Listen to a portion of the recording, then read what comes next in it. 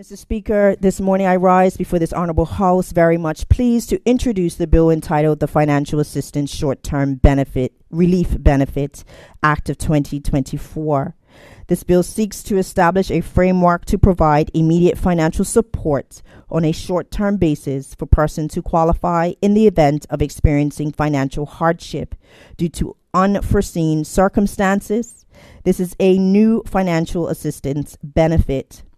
Mr. Speaker, this initiative was a commitment in the 2022 speech from the throne when the Department of Financial Assistance fell under the remit of the Ministry of Economy and Labor. As highlighted in the throne speech, this initiative was part of the financial assistance reform and would assist households requiring immediate assistance with expenses for a short period due to sudden hardships such as involuntary job loss or a death in the family. Mr. Speaker, I remind my honorable colleagues that the COVID-19 pandemic demonstrated that there were nowhere for Bermudians to seek immediate financial support in the event of an impending, unforeseen circumstance. Resultantly, in September of 2020, the government showed its commitment to Bermudians by implementing a supplemental unemployment benefit so persons could still have access to immediate financial support. Noting that many families were still being impacted, the supplemental unemployment benefit was extended on several occasions until it ended in November of 2022. However, Mr. Speaker, since the supplemental unemployment benefit was relinquished, there have still been Bermudians who continue to experience financial hardship due to unforeseen circumstances and who have no option to meet their immediate basic needs while taking steps to rectify their financial predicament. As contributors to our economy, this tends to place a mental burden on these persons, inhibiting their ability to maintain their livelihood. Research shows that individuals and households who find themselves in these circumstances are less resilient because they cannot meet their basic human needs, and despair begins to set in. Mr. Speaker, as I look around this morning, every one of us in this honorable house depends on a level of income in some way or another to meet our daily needs, whether for housing, food, transportation, utility bills, insurance, healthcare, education, or even to take care of our parents. The list continues. If we just pause for a moment, make this personal, and imagine the impact that it would have on us if we experience a sudden loss of income from losing a job or a death in the family of the main breadwinner, and what position that would place us and our families in, and its effect: anxious, emotionally stressed, fearful, insecure, and uncertain about the future, hopeless, depressed, and even angry, trying to maintain our financial obligations. This mental anguish can cause conflicts and tensions within our respective individual family units as we try to support each other while adjusting to a different way of living. Absolutely no one is immune from this type of situation. Mr. Speaker, it is important that we recognize this experience of financial hardship would not only affect our immediate families and children, but also our extended families as well. And eventually a spillover effect into our communities will be unavoidable. But Mr. Speaker, I'm sure each of us here today would want to know that we have a government that understands, cares, empathizes, and plans for its people to the point that a structured framework is put into place to support families and households that suddenly experience financial hardship due to unforeseen circumstances and who ultimately need help. Mr. Speaker, let me cast the minds of my honorable colleagues back to 2017, when a financial assistance reform group was initially established. The mandate of the financial assistance reform group was to assess the effectiveness of the financial assistance programs in achieving its objectives, emphasizing areas where legislative and or policy reform may be required to improve service delivery. From this assessment, the reform group made recommendations for financial assistance reform. Mr. Speaker, my honorable colleagues, Minister Jason Hayward, Minister Michael Weeks, MP Susan Jackson, and myself were all members of the Financial Assistance Reform Group. Mr. Speaker, the reform group worked diligently undertaking this assessment, and in 2019, the group successfully delivered 30 recommendations for financial assistance reform and to ensure a more ethical allocation of financial awards for achieving financial sustainability. Mr. Speaker, one of the recommendations coming from this assessment was to develop and introduce a bona fide unemployment insurance scheme which would benefit persons who find themselves transitioning between jobs or who would remain unemployed over a period of time, reducing the strain on financial assistance.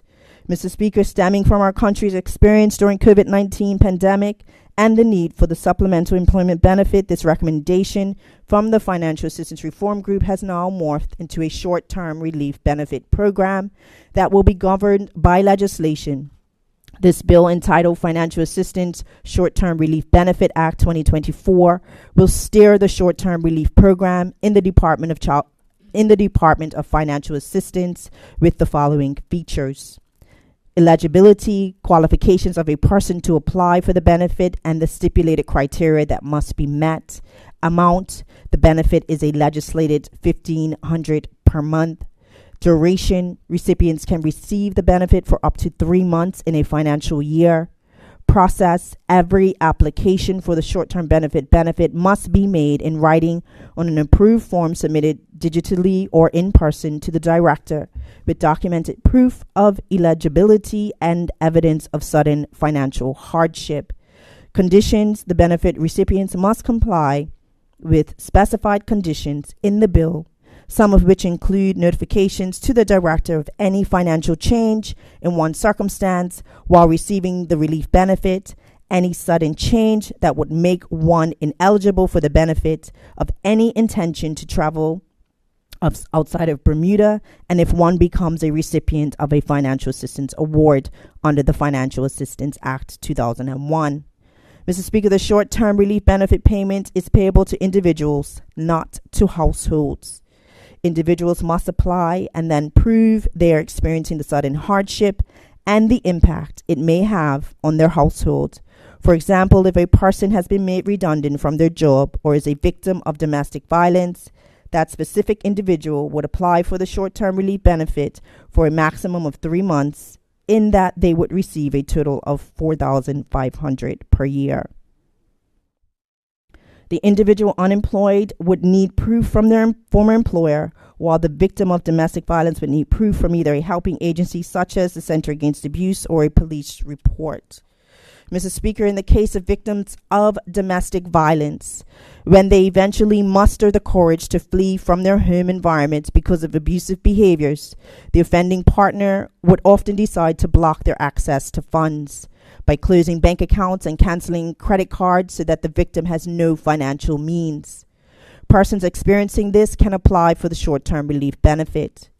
Mr. Speaker, the negative implications of not providing persons experiencing financial hardship with a short-term relief benefit could be very serious to families and include arrears in paying their monthly rent, mortgage, the potential of evictions from their homes, loss of income for landlords, disconnection of electricity for non-payment, foregoing needed medications that could result in health challenges or even death, limiting access to critical care or food, and inability to fulfill other pertinent household obligations.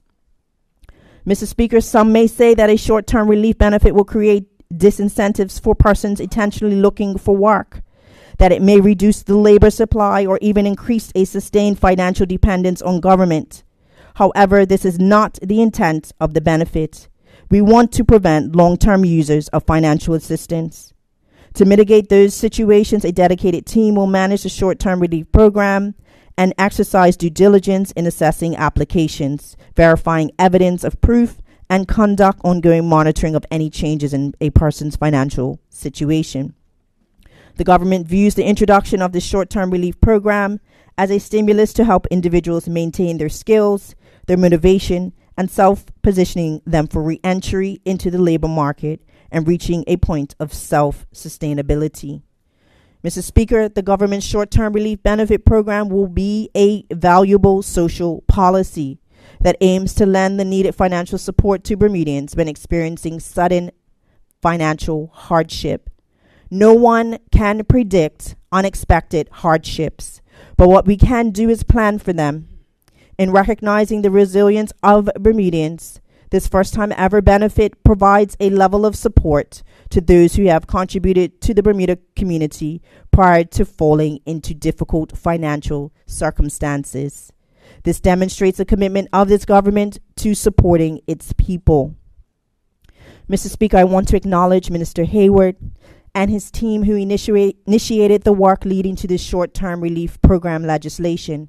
I extend thanks to my ministry team, inclusive of the Acting Director and Deputy Director of the Department of Financial Assistance, who diligently steered the completion of this legislation and who have framed the structure to offer this short-term relief program, which is due to commence on July 1st of 2024. Mr. Speaker, I now table the bill entitled Financial Assistance Short-Term Relief Benefit Act 2024. Thank you, Mr. Speaker.